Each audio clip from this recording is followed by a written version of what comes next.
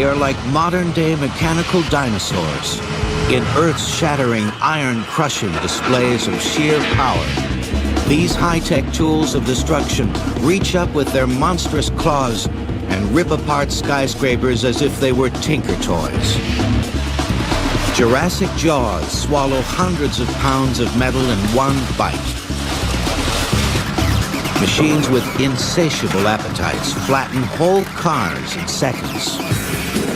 Once the menial labor of the dumb and dirty, the wrecking business has truly evolved into the delicate art of demolition. Sometimes not so delicate. In structure demolition, our company really strives to do as much as it can by conventional means. We have absolute control. Although implosion certainly has a place and a time. Both sides have their strong points and both sides have their drawbacks. Today's highly sophisticated scientific use of explosives allows demolition engineers to bring down towering structures with awesome accuracy in a few thundering seconds. Perfect shot is one that falls, and it falls the direction you want it to go. Demolition companies are an elite corps of experts, and their industry is organized. Michael Taylor heads the 800-member National Association of Demolition Contractors. No one really knows when the history of demolition started. We assume that when the first caveman decided he was going to expand his cave, he took some bricks that were one part of the wall, of stones, and he moved them out 10 feet, and he therefore demolished the wall and reassembled it. Archaeological evidence abounds that wherever civilization appeared, whenever architectural wonders emerged, demolition was close behind. Most demolition projects in ancient times were probably done by the public entity that existed then, the government, whether it was the Roman Empire or the Egyptian Empire. And each one of those organizations had their own political agenda. If the previous emperor wasn't popular with the emperor in power, most of the edifices that existed for him would somehow miraculously disappear. Statues of him, buildings, his house. And that work was probably done by the early Roman and the early Egyptian demolition contractors. Precious materials were pried away using heavy hammers and chisels. The larger blocks were broken down by use of fire. Bonfires were set beneath the rocks until the heat would make the stones split. Not even the fabled Colosseum in Rome escaped the pry bars of early demolition crews. Builders of St. Peter's Basilica removed exterior stones from the Colosseum to complete the magnificent church. You can assume that all the great cities, Paris, Berlin, Rome, Jerusalem, were all recycled, constantly using the same materials over and over again. Demolition has always been seen as society's dirty work, but the little appreciated art has also played a major role in civilization's progress. One of its shining moments came in the mid-17th century. The Great Fire of London in 1666 brought demolition to the forefront as a means of offense being the best defense. Charles II ordered what amounts to the development of the first ever demolition machine. That's what it was called. He specified this. It was kind of a glorified battering ram. And the idea was to make a fire brick. And Charles ordered a huge number of houses to be demolished to separate the fire so it wouldn't continue. And it was very successful. For the next 300 years, right into the middle of the 20th century, demolition continued to be an arduous, back-breaking business. Strong men armed with little more than sledgehammers, crowbars, and sweat did the dirty work, brick by brick, board by board. The first job I had, they was very dangerous because he was scooting around on the outside wall, 14 floors up, with no safety belt, no safety, nothing. Just a crowbar and a sledgehammer, taking the bricks down as you went along. And we used to do everything that way. The dawn of the Industrial Revolution and the rampant growth of cities in the 19th century created a demand for ever more efficient machines of destruction. One notorious invention was that timeless symbol of impending doom, the infamous wrecking ball. I don't think anybody really knows how the ball itself developed. It probably was just an extension of the old battering ram that Charles II ordered in 1666. Jacob Volk, a New York house wrecker, took credit for inventing the modern wrecking ball in the late 1800s. The most famous wrecking device in history is little more than a heavy iron weight suspended from a crane and swung with great force into the side of a building. The wrecking implement ranges in size from 500 to 12,500 pounds, depending on the size of structure to be brought down. The ability to do the work of many people in a shorter time helped to secure the wrecking ball's place in demolition history. As industrialization took hold, the demands of growing economies in Europe and in the United States spurred the exponential growth of heavy machinery. The invention of compressed air power gave birth to that bane of urbanites everywhere, the jackhammer. In 1861, Germain Saumillier, a French engineer working on the first Alpine tunnel between Italy and France, converted steam drills to work with compressed air. The pneumatic tool, tipped with a chisel, used pressurized air to deliver repetitive blows and break up rock. Saumillier's invention helped to complete the tunnel 20 years ahead of schedule. The invention of dynamite, TNT, and nitroglycerin, relatively safe, controllable explosives compared to black powder, revolutionized the demolition industry.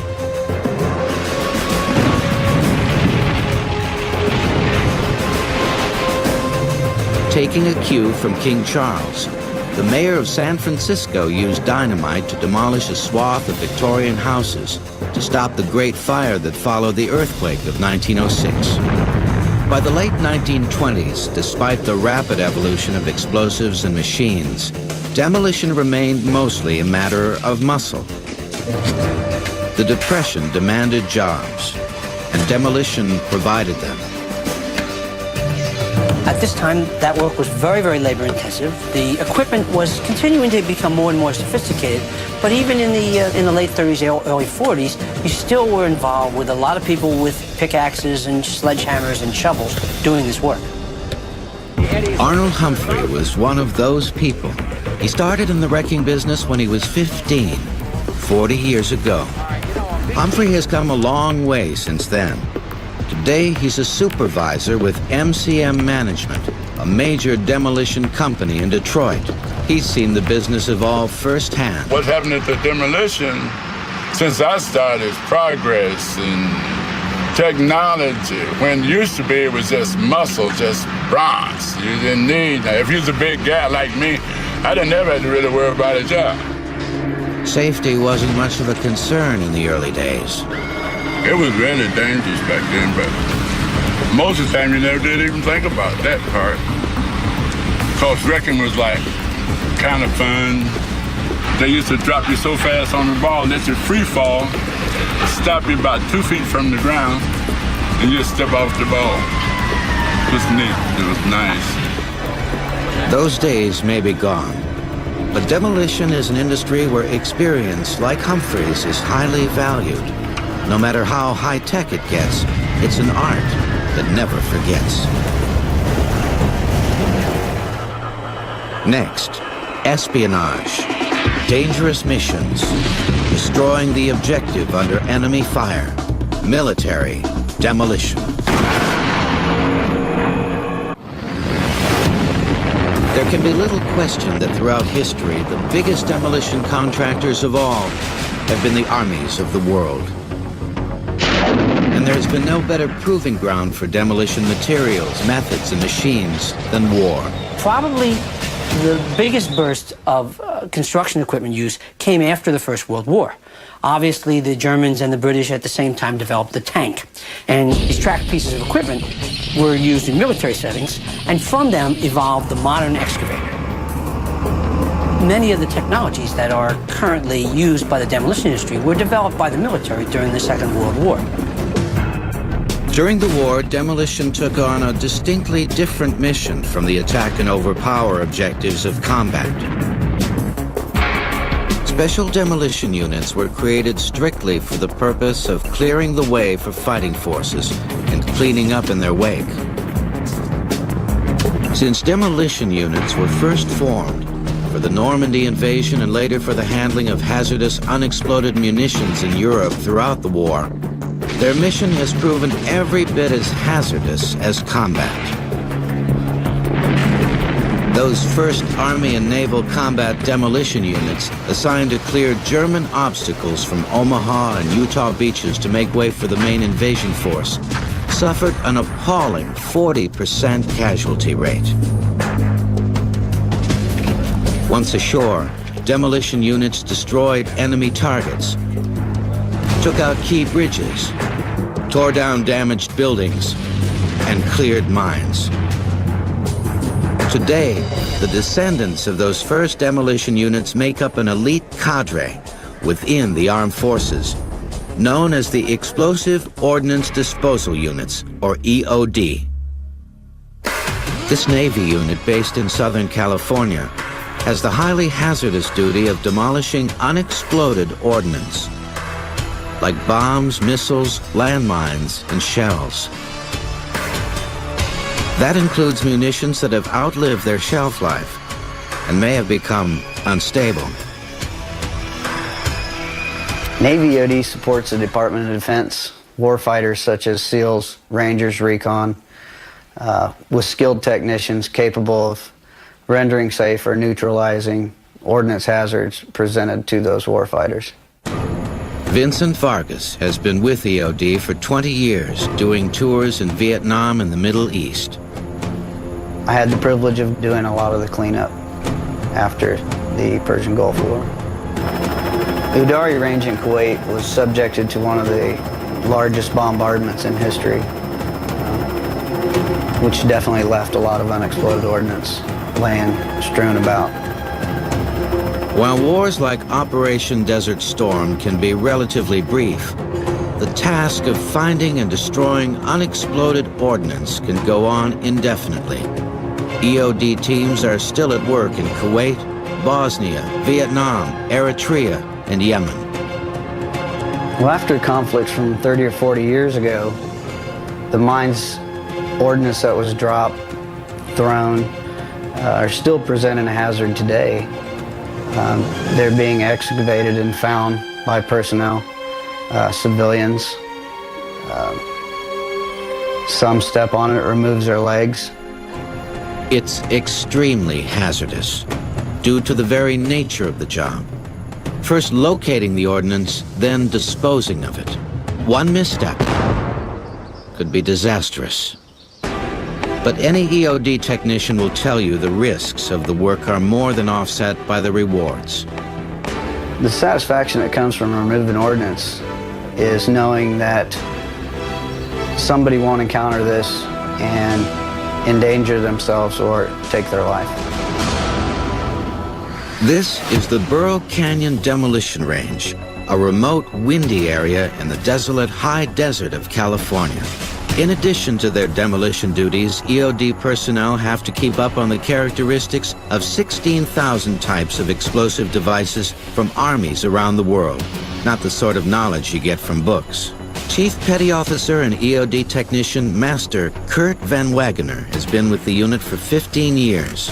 Okay, I have here 55-pound demolition charge. It's, if you look at it, it looks almost like a 5-gallon can filled with TNT. This is just a bulk block of explosives. You know, you could stack these up against a wall or any kind of a barrier to demolish. Could be used to demolish buildings, bunkers, anything like that, just general purpose. Got an arm. Fire in the hole! Fire in the hole! What I have here is 3 thermite grenades. This is not an explosive, it's a burning incendiary. So it's going to create a lot of heat, and it's not designed to explode. Once it detonates, we'll have a molten pool of hot thermite metal. And in the military, it's used to destroy machinery, engines, any kind of electronics. Shape charges are one example of the natural crossover between military and civilian demolition. They are favored by demolition companies to implode buildings. This is a non-haz, which is non-hazard flex linear. And the actual shape charge effect is formed by a copper V that runs the full length of the flex. It can be used to do very minute cutting, or, thick, cutting where you need to cut like heavy metal 2 inches thick, or it can be used to cut the canopy off an aircraft. So it's very useful. I have two 50-pound blocks of TNT that's cast right into the wooden box, and then laying out on each side of the boxes is M1 chain is called. This is a demolition type charge. It's tetratol. This can be used in a demolition operation if you had to blow pilings on a bridge, or break up a building, a wall of a building or something like that. This would be very effective. Fire in the hole. You choose the explosives you want to use based on what you're trying to do. While testing ordnance is part of their job, some might say the fun part. The major task of the day is destroying more than 5,000 pounds of unstable TNT and demolishing 21 outmoded Harpoon cruise missile warheads, each containing 215 pounds of Destex high explosives. Chief Troy Williams briefs the team on today's shot. I'm Chief Williams. I'll be your demolition operations supervisor for today. Items to be treated. We're going to do 21 Harpoon warheads. We'll be laying them out, 4 blocks of TNT between them, and 1 row of TNT blocks between the warheads. In case of emergency, I'll direct all emergency efforts on scene. Any questions? Let's rock and roll. Just like the brief this morning, 21 Harpoon warheads. We've stacked the District Code Hotel TNT in the middle of it as a countercharge main charge. We've placed an M112 block in each one of the fuse wells, the Harpoon warheads, to detonate them.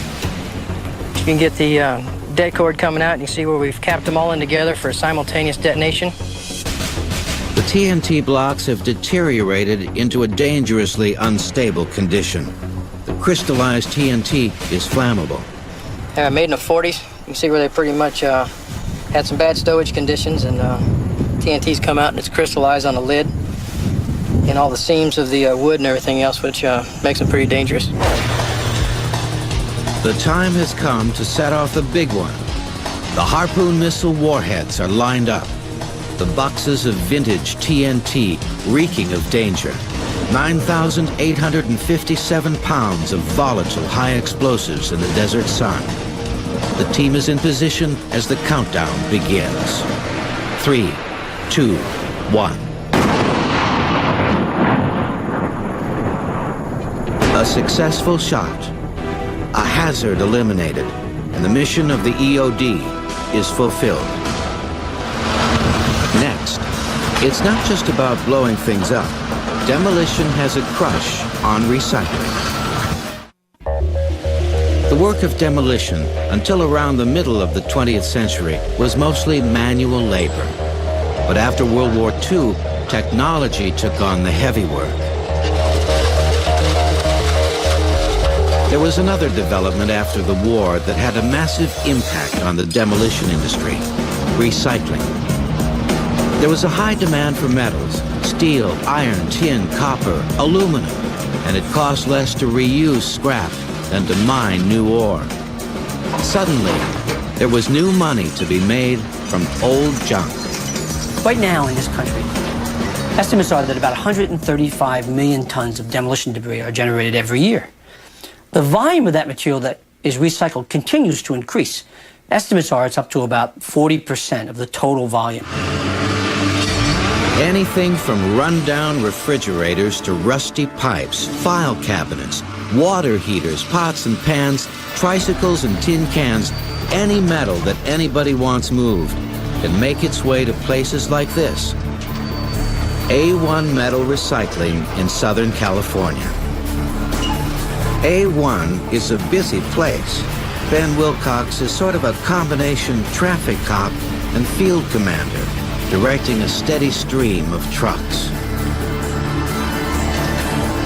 Right now, the yard is taking in tons of structural steel from the demolition of a Los Angeles landmark. The Sherman Oaks Galleria, being gutted for conversion from a mall into office space. And so the rebar and these cut-up pieces of flooring you see in the background all came off of the Galleria. It's a big part of what's going on right now. Workers called burners use acetylene torches to slice the spaghetti-like tangle of rebar into manageable lengths. Then, like a hungry vulture, the claw swoops in and snatches up 1,000-pound bites, swinging them into the waiting trucks. The yard is in constant motion, where everyone knows time is money, and the mission is move them in and move them out. The machines are what make that possible. The mag is another workhorse that gathers up the ferrous or magnetic material. It's got a 48-inch electromagnet on it, and we use it to pick up the steel and pick it up off the ground, load it in a truck, pick it up off the ground as it's dumped out of the little trucks, and put it up into a big pile so we don't just spread it out all over the yard. These men make it look easy, but operating these mammoth machines in a crowded yard on a tight schedule takes considerable skill. It's certainly moving in many directions at once, with the jaw opening and closing and the boom moving in two places, and it's swinging, and you control all those movements simultaneously and make all those movements simultaneously. So there is a lot going on. A1 also processes a limited number of cars, but process is perhaps too mild a term. Along with the wrecking ball, the other most ominous implement of demolition has to be the crusher. You put the car in and it takes and smashes it down to just about a foot high. The purpose of that is just for transportation. You get about 6 cars on a truck if you don't smash them, and if you smash them, we get about 18 of them. Move them in, move them out. That's the name of the recycling game. And the more you move, the more you make. And this is just one stop along the road to renewal for these jam-packed loads of metal. From here, the loaded trucks lumber south to A1's parent company, Adams Steel. Adams Steel is one of the largest steel recycling facilities in the country. The mill is the heart of Adams' recycling operation, or you could think of it as the ultimate cast iron stomach. The operator of this grapple feeds it a steady diet of metal. The grapple places scrap metal onto what's called the infeed belt, hauling the scrap up to the top of the mill, where gravity helps deliver it into what has to be the ultimate chamber of horrors, the shredder. The shredder box is a large magnesium box, approximately 8 foot square.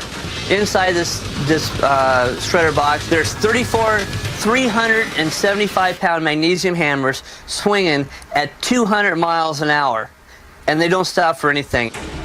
The shredder is a masterpiece of destructive ingenuity. It takes just 45 seconds for an entire car, engine and all, to be pummeled into thousands of pieces, no larger than a grapefruit.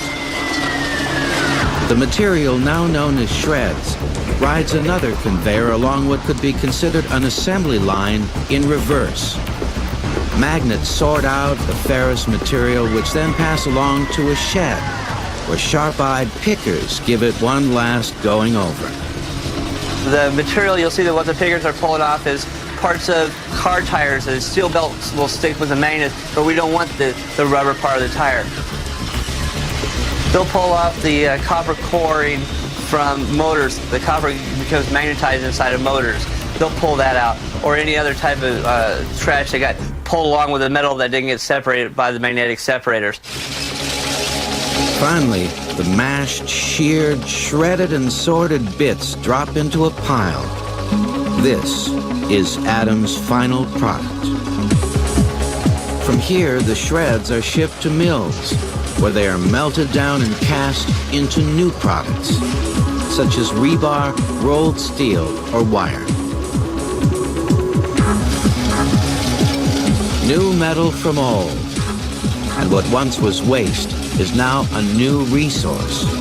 But it is not far-fetched to imagine down the line that same metal may be in a structure destined for demolition and be sorted out, sent back to the scrapyard, and recycled. As raw materials become scarce, recycling is bound to increase, which is why the practice has become integral to the business of demolition.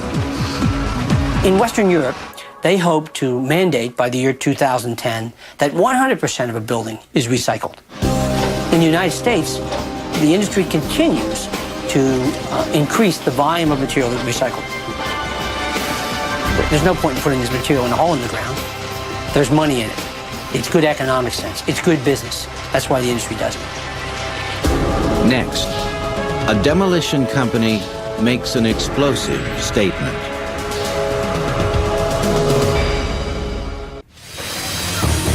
The art of demolition has taken a quantum leap forward in the last 50 years. Modern demolition contractors today command an awesome armada of machinery and possess a mastery of applied physics that would raise Einstein's eyebrows. MCM management is in the final stages of a major demolition job at a 150-year-old soap factory in Cincinnati. The job involves bringing down and removing all the structures on the million-square-foot grounds, accomplished with MCM's state-of-the-art fleet of customized machines, including its superstar, tallest hydraulic arm on the continent, capable of extending its shear 80 feet in the air, deftly demolishing steel structures with the power and agility of a Herculean heart surgeon. MCM CEO David Mardigan inherited the family business from his father. Demolition is progress is a motto his father also passed on, and Mardigan has taken it to heart. In the olden days of the 20th century, when they wrecked buildings, the battle was to see if you could wreck the building without wrecking the machinery. Today, it's no contest. Demolition today, with the machinery we have at our fingertips, it's really not a battle anymore. It's not a battle between building and man. It's not a battle between building and machine. It's not a battle at all. There's one structure left to bring down on the Cincinnati site, Building 60, a 10-story steel tower. For this, Mardigan has elected to use explosives. Although explosives will eventually bring down the building, the job of prepping it and pulling it apart once it's on the ground is the responsibility of MCM's monstrous machines. Project manager Philip Kennedy coordinates their moves like a football coach. That's a Cat 375 with a shear attachment that does most of the actual demolition. The hydraulic LeBounty shear is capable of exerting 10 tons of cutting power and can clip 24-inch iron beams or tenderly pick up pieces of metal and stack them. But without question, Kennedy's favorite machine is the ultra-high. It's the only ultra-high demolition unit and a Cat 345 platform in North America. The machine is going to be able to sit right up against this building, reach up over 80 feet, and take all the loose materials off the side of this building. And what we're doing is substituting that machine for laborers. It's a lot safer, it's a lot quicker, much more efficient way of doing business. There is, of course, at least one human being required. The operator of the ultra-high, Hugh Gleim. The climate-controlled cab tilts back to 45 degrees, giving Gleim a clear view of his target. The cab has bulletproof glass and iron guards to protect him from falling debris. I'm going to peel the tin off the building.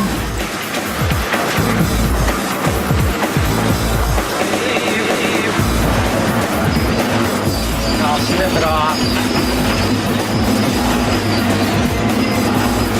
This tool is controlled with your thumbs. Your left hand controls your rotation, and your right hand opening and closing of the jaws. There's 2 buttons for each thumb. The left button rotates your tool counterclockwise, and the right button rotates your tool clockwise. Klein is actually sorting the material as he goes, dropping the tin in one pile and structural steel in another. Rather remarkable from 80 feet down. MCM, like many demolition contractors, doesn't just knock down buildings. A major focus of their work is what has become known as selective demolition, sorting out materials on site and shipping them directly to recycling facilities. It's more of a process of removing structural components, placing them where they belong, putting them on a disassembly line, a de-assembly line, so to speak, so that they can be sorted, processed, value added in a couple of different situations, and transported to their final resting place. The battle today is to handle material properly, handle it efficiently, handle it in an environmentally responsive way, and handle it quickly, because it's a very competitive business. Although speed is the name of the game if you want to make money in the demolition business, when it comes to handling explosives, slow and cautious is the rule. Steve Pettigrew of Demolition Dynamics is here to engineer the shot. He's designed an intricate plan to drop the tower, strategically weakening the supporting columns with torch cuts and placing precision charges to blow out key points, causing the collapse or failure. In this particular case, there'll be 13 explosions just to set up the, just to activate the charges. Then there'll be another 5, 6 explosions to create the failure. There's the conventional explosives, and then what we call the specialized linear shape charges, which were spin off from the space industry. They're used in NASA to cut stages off rockets. So it's taking that technology and putting it into demolition purposes. Each one of these charges can penetrate and sever 1.8, 1.9 inches. That's why they're opposing, because we have 3 inches. We have an overkill of about 20, 25%. The charges are copper clad. The core has got a high explosive RDX. When that compound goes off at 25,000 feet per second, it sends those copper particles directional into the flange. A key part of the plan is the precise placement of cuts, the task of MCM's torchman, Mike Cathers. Much like a lumberjack notches out a tree to direct its fall, Cathers must slice through the steel in just the right places. Well, with all these cuts made the way they are, and these legs all shoot out at the same time, this building is going to, right where I'm standing, this building will pretty much just drop straight down, and the back will come up over and straight that way. Pettigrew's plan is to place shape charges next to the cuts, along with kicker charges. At ignition, a time delay sequence is set off. The shape charges fire first, slicing through the columns. Then the kickers fire, blowing out the severed 4-foot sections. Once that independent piece of steel is kicked out, there's nothing left in that space. And that's a support member, and let gravity take over after that, which is going to cause failure. The front floors drop 4 feet. The building should tilt forward, collapsing into a compact mass. Because of the open space around Building 60, the demolition team opts to lay the building over on its side, like felling a tree. If everything works successfully, the building will fall into a cleared area to the west, known as the drop zone. 7:58 a.m., Sunday, the shot. The charges have been checked and rechecked. The cavernous building is ready for its demise. All traffic has been stopped. Trains are on hold. The alert sounds. Cameras roll. And the MCM team can only watch and hope nobody missed anything.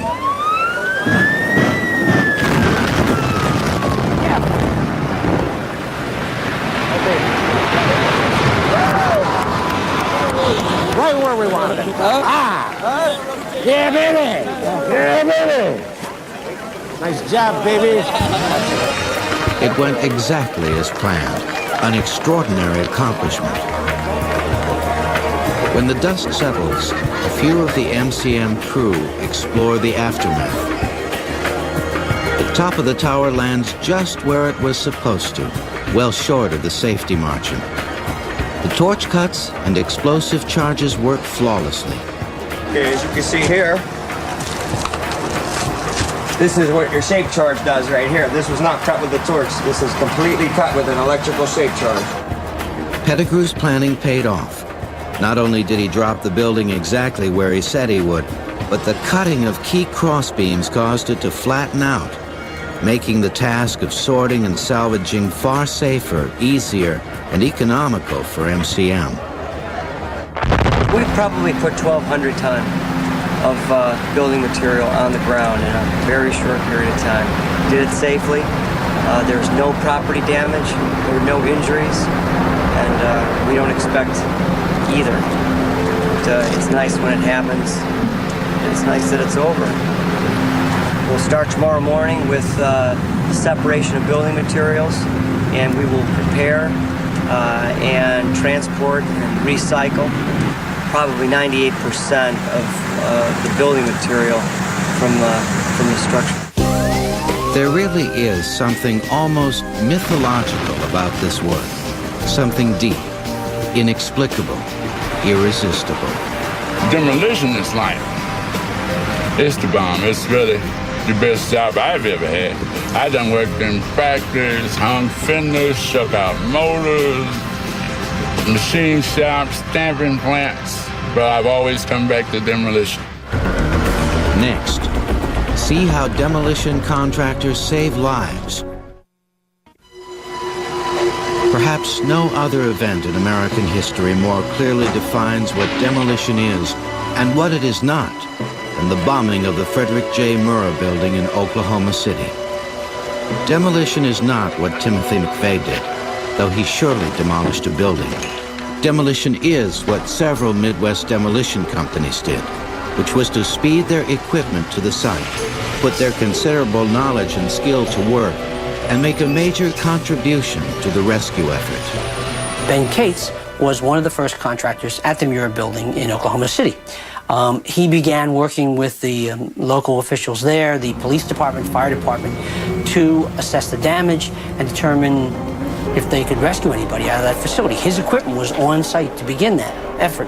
And then as they decided to clear the individual floors, to remove the bodies, to investigate the crime scene, the demolition contractors, excavators, cranes were there involved directly with that work.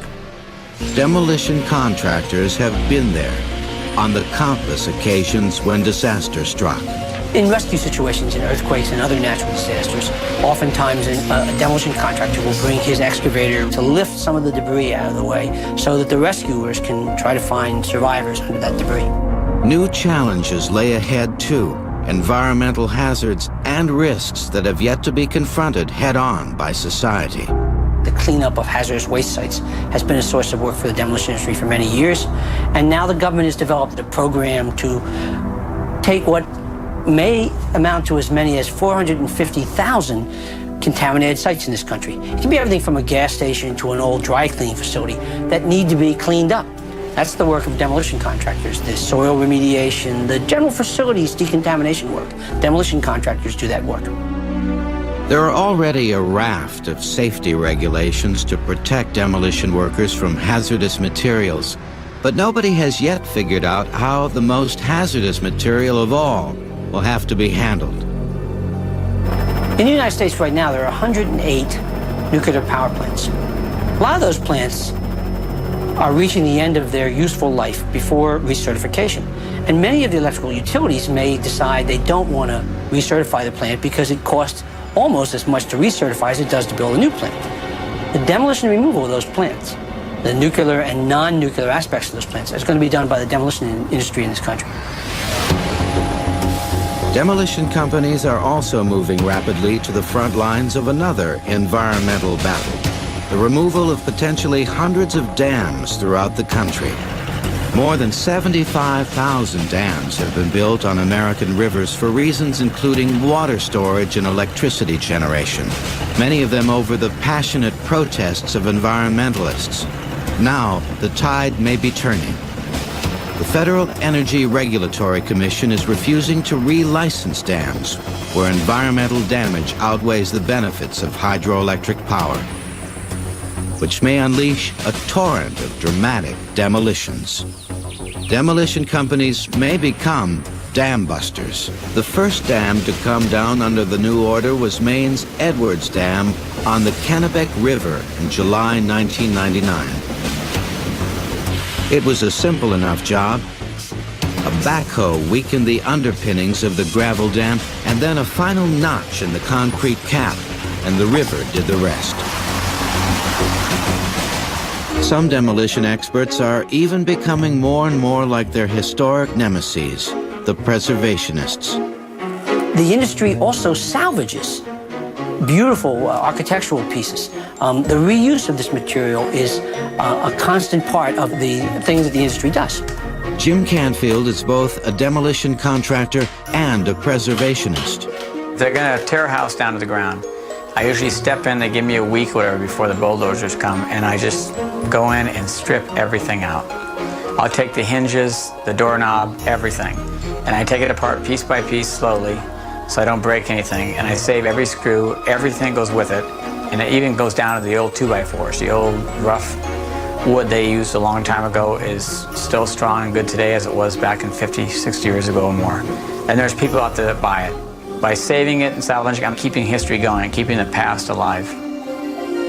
How long will it be before demolition companies take their talents aloft?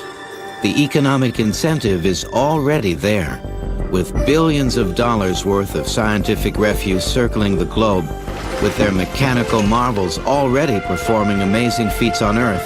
Imagine what an ultra-high demolition tool could do in zero gravity. We don't know where it's all going to take us. It's possible that we may, in 20, 30, 40 years from now, be involved with the demolition of the space station, the recycling of the elements of the space station that's being built now in outer space, or working on the moon. We certainly hope so. As it was in ancient times and more than ever today, whatever man builds, man can destroy. Only today, the task is to reclaim and reuse the pieces of the past that have value for the future. And the delicate art of demolition will always be there, one step behind the builders, removing the rubble of the past, reclaiming, recycling, and clearing the way for whatever that future may hold.